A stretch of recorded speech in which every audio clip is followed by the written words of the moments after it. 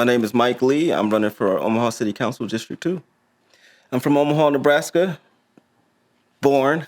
I was raised a little bit in North Carolina, floated around and then came back.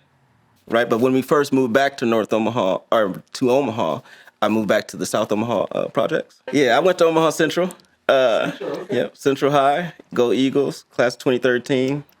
I think I like Omaha because, honestly, right, I think I like the community that North Omaha is, right? Like, if you actually go to other communities in different parts of the city, like, or the country, North Omaha is a perfect example of, like, demographically of the United States, right? Our Omaha is, our Nebraska, right? Like, that 13% of the population being inside of Omaha, primarily in North Omaha historically, right? I think it's just super dope. So that's one thing I've always thought was cool.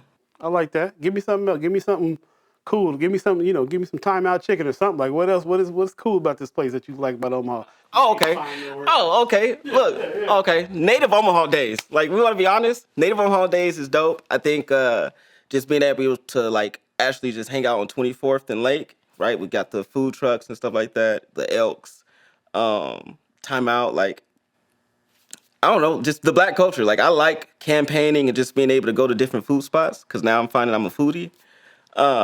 And so, like, get and go, like, these are things that I didn't necessarily know about when I was going to high school, right? Because I felt like I just drove on North 24th Street and was going to school, right? And working at the elementary at Lothrop. So, yeah, it's just been, that's the crazy or cool things I think about North Omaha. My experience has been, being able to run Senator McKinney's campaign back in 2020, involving myself into the community, getting involved in protests against civil injustices. And also, this last recent election, right, getting involved in managing Ashley Spivey's campaign and Senator McKinney's reelection and Preston's Love United States Senate campaign. Being involved on that, I think all three campaigns are different, right? Two of them are youth-led movements, right, in which we can honestly see how intentional policymaking benefits the community. And then the other was definitely because we take care of our elders and we make sure that not only do we take care of them, but we have their backs. And so Mr. Love was a great example of why we should have individuals into the United States Senate like him who get it, who fought the hard fight of civil rights, who understand the community and is willing to put the community on their back. And so being a part of all three of their campaigns have been, experience of a lifetime. And so for me, that kind of moved me to do something, right? And so making sure that I got involved at the local level to best influence how investments in economic development and the decisions that's happening and being made in city council are addressed to work for our communities is important. And so that's why I decided to run. Right? So the mayor oversees day-to-day operations of the city.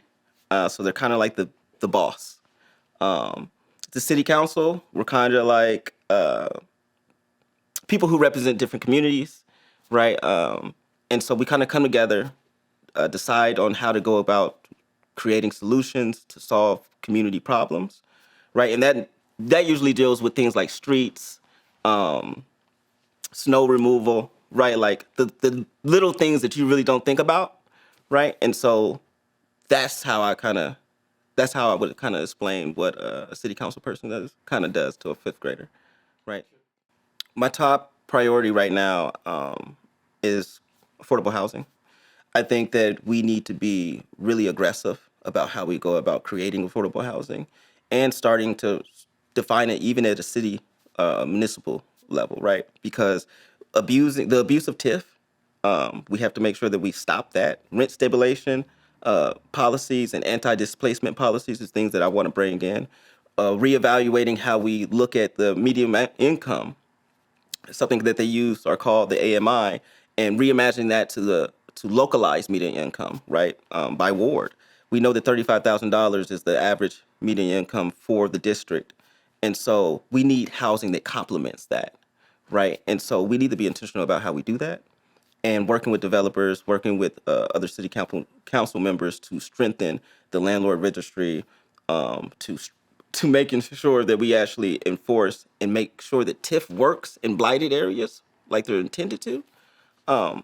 That's going to have to take, leadership, but also just somebody willing to have the tough conversations, right? And who can actually navigate city government and the different personalities and egos that's going to be there. Yeah, I mean, I talked to Tamara Dreyer earlier this week about trying to get a good understanding of what's going on with the district in regards to homelessness, right? And so we talked a little bit about the growth, what's actually happening versus what's being purported in the news and the different candidates that's talking. And so with that, I think I have now a little bit of a better understanding, but constantly making sure that we're in constant dialogue, not only with the community, but with public experts to get a good understanding of it so we can address the real issues, right? I think that's the part of intentionality of policy making that I bring to the table. And so with that, I know that I've been ready to come out with a policy plan that's going to be hoping to drop next week. I've been saying 2 weeks out from the election from the very get-go, and I try to stick to my plans. And so with that, I know that I have like something in there that talks about like a tenant bill of rights, right? Making sure that we actually ensure the rights of tenants are protected, and things like rent control, right? And so creating ordinances that protect us, right? I think it's going to be important, and I'm going to do that on day one, right? These are ordinances that I've already drafted up. I've already talked to different legislators and councilmen about it, right? And so it seems like there's a willingness to do it. They just want somebody who has, the political will to do that, and I think that I'm willing to do that on day one. Yeah, I mean, I think public safety is always going to be important in making sure that we have safe communities. Now, I just necessarily don't agree that the end all and in the beginning of it all, right, starts with police. I think that it's going to start with community. I think the community is going to always have the solutions, right? And then I think that at the end of the day, we have to be realistic that the police do have a seat at the table, but their job should be trying to build trust with the community and making sure that they build trust and being intentional about doing that in a way that's not like conflating of their own numbers or their own achievements or what they want to talk about, right, is important. And so for me, I know that I've been talking about reallocating some of that $225 million that they're getting into this new budget. And I'm thinking that it's going up because I know the mayor talked about a 5% increase of pay. Now, I totally agree that, police officers are putting their lives on the line when they suit up for work. But I also think we need to be realistic about how we address public safety. It has to be all inclusive, and we have to make sure that we're putting money on the front end of things before it ever gets to that side. And so for me, $225 million doesn't justify saying that we're strong on public safety if we're not investing into our community, investing into young people, and investing into our youth, right? And so those are some of the things that I would do with some of that $225 million. I would invest into after-school programs, a community center, and work with advocates and public officials like Brianna Fool and Kimra Snipes, right? And making sure that the public, not only is public education being supported by the state, but it's also being supported by the city, right? And so making sure that we are investing into our kids and investing into public education is important because it's part of our workforce. Yeah, I mean, I think that we need to have collaborations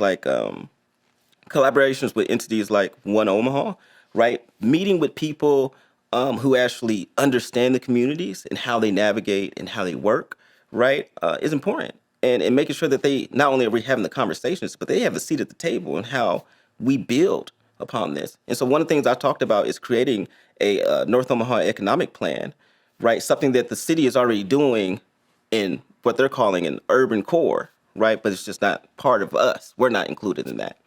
And so making sure that we're intentional by creating that economic plan so we can, one, build the communities that we want to see, and we also are in charge of our own futures, right? And so I think that's more important than anything right now, is right now we need to make sure we have a North Omaha economic plan, development plan, and put it in place.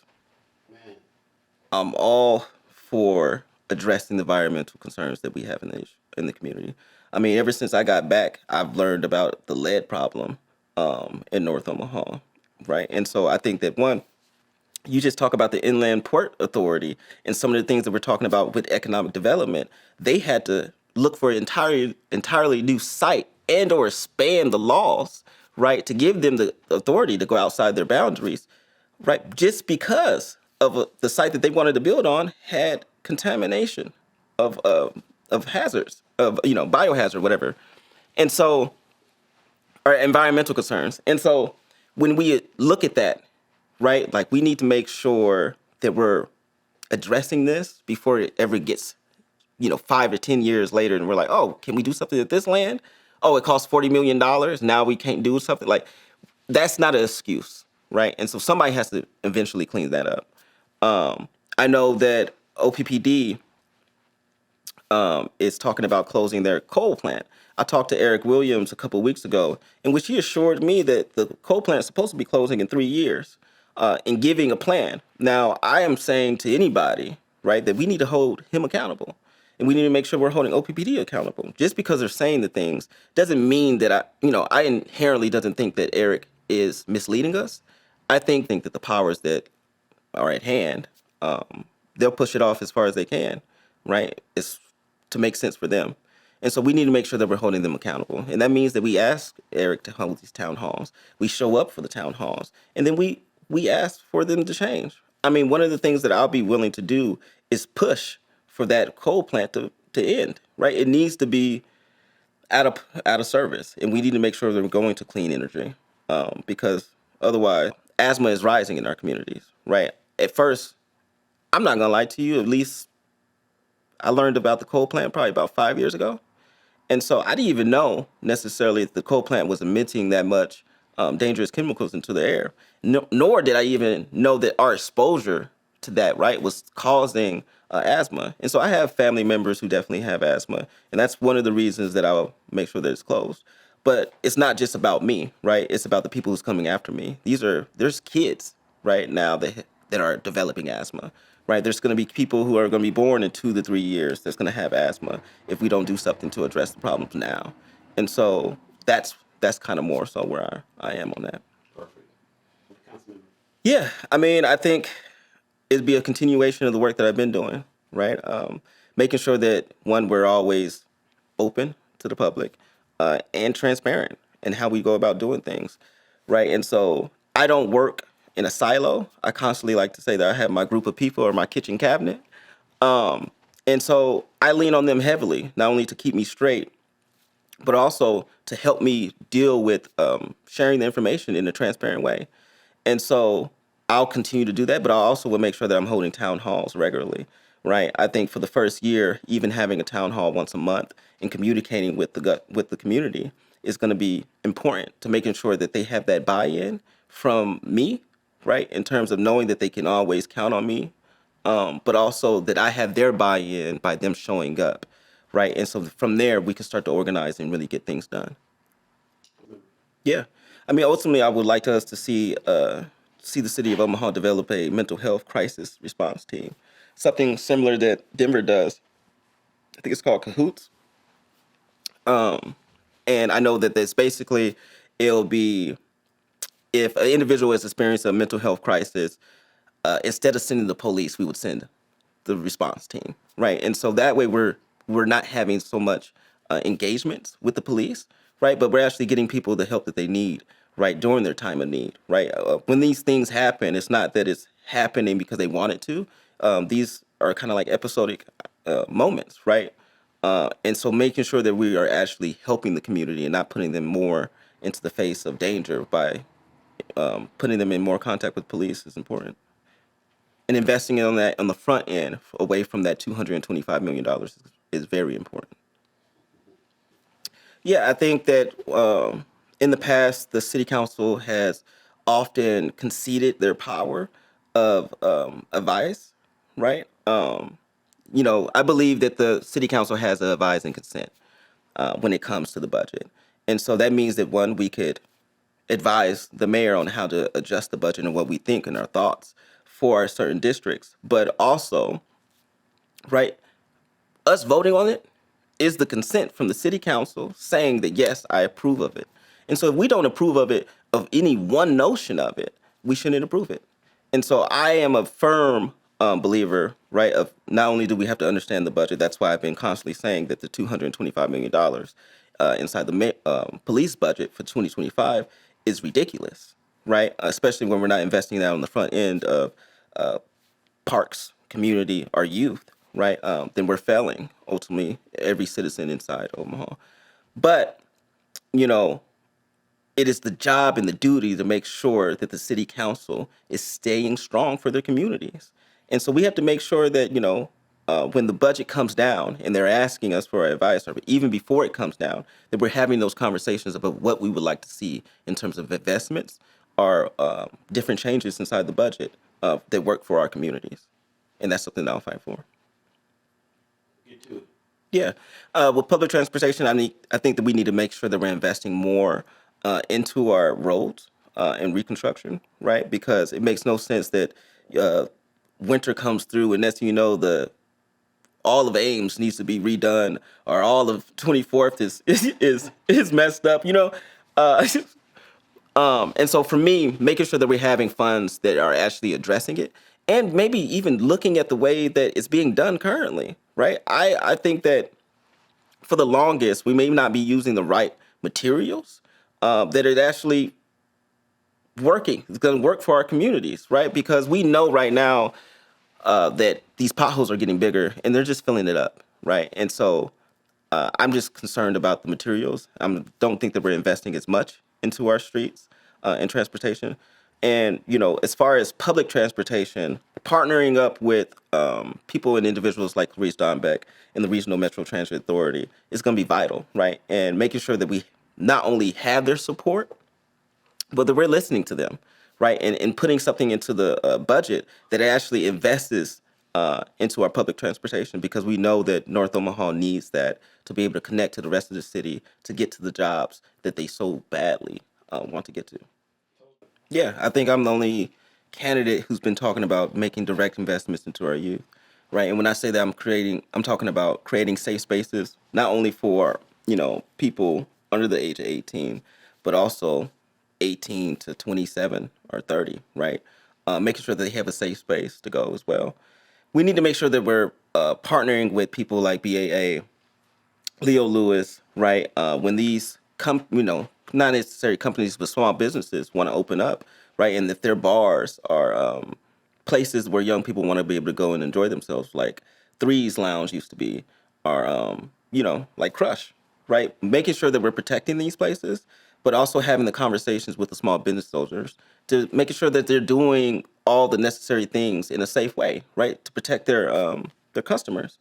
I think that everybody wants safety, but we can't do that at the detriment of hurting young people and taking away the places they want to go. And we also have to be able to understand that when we bottleneck young people and put them into one place all the time, constantly, of course you're going to see fights. Of course you're going to see violence break out, right? But that's not saying that it doesn't happen in different places of the city, right? Or with different establishments who service different people, right? And so we have to be realistic about that. I think that the city council has been too harsh, primarily on Black establishments that cater to young Black people and of the urban core of people. And so for me, I know making sure that not only are we having these open conversations and dialogues, but I'm not going to force any ordinance that creates more felonies, something that I know that other candidates in this race have done. I'm firmly against that. But also making sure that we're investing into Black media, Black unions. I talked to Pastor Cabot about the Black Heritage Museum, right? And so we need to make sure that one, they're looking for funds and trying to raise the funds right now to build that museum that's going to benefit our community and going to showcase us, right? And so making sure that we have the intentional conversations, but also the direct investments into that, right? And coordinating that with her is going to be important. And making sure young people also are part of the process, because I think that young people, especially who are looking for things inside the arts and music, they're looking for a space. And sometimes the union doesn't fit that, just because it caters to a different demographic sometimes. And we have to be realistic and have these open conversations. And I think that ultimately it will change how some of these places will operate, right, for the better. I'm concerned about it. I think everybody's concerned about DEI, and making sure that the practices that we've started to take and undertake kind of stay in place, right? But I think that it's going to be difficult under this Trump administration, and we have to be realistic about it. I don't know necessarily how much, as a city council person, I can do to ensure it, right? Because I already know that on the city level, we've already did away with affirmative action, right? Which is in some ways very much the same as DEI. And so with addressing it, I think that, I know that I will be intentionally making sure that I put language that addresses a lot of these situations into my ordinances, right? Because that's why I talk about intentional policy making, right? And the difference between just making policies. And so we have to just make sure that we're being intentional and having these conversations. But ultimately, I don't know necessarily how much I can do as a city council person to address it. Look, I think that we have a crowded field. We have 9 candidates running for office right now, and it's going to be up to the community to decide who best fits and is the right person for the job. Ultimately, I want you to ask yourself who has been there showing up for you day in and day out, even when they lose. Who's going to show up for you and fight for you and tell you the hard things and to tell you the truth, right? And honestly, it's going to come up to you deciding who can you trust and who has your best interest at heart.